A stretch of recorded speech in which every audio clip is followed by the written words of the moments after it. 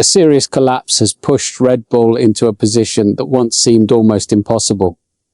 After 11 Grands Prix in 2026, the team has not won a single race and has not taken a single pole position.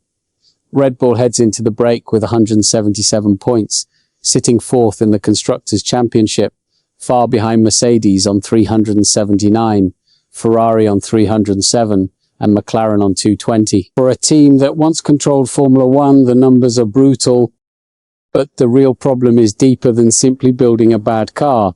Red Bull entered a completely new era while trying to solve several challenges at once.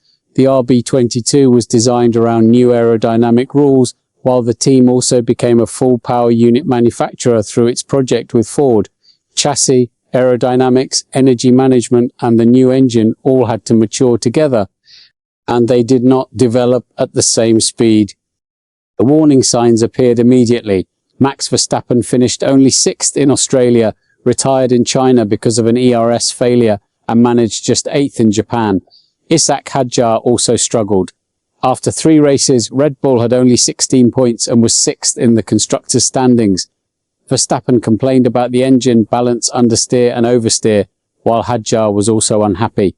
Laurent Mekies made it clear there was no single area responsible for the problems. This is where things change.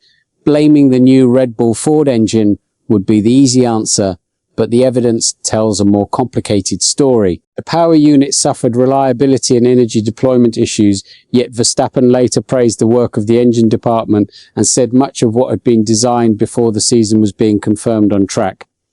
The bigger issue was that the weaknesses were connected. Straight line speed, drag, energy recovery, balance and aerodynamic performance were all affecting each other. That's the real issue. The RB22 had a very narrow operating window.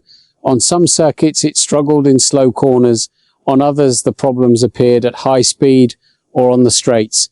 Verstappen could often compensate and deliver results above expectations, taking all 4 of Red Bull's podiums, but Hadjar's recent improvement showed the car was not impossible to drive without Max. The French driver became increasingly consistent, including 4th in Monaco and several strong top 6 finishes. And then came Austria. Red Bull introduced a major upgrade package covering the floor, rear suspension, rear area, wing, exhaust, side pods and engine cover. Mekies said the team had reduced a gap of more than 1 second at the start of the season to around the final 10th in Austria.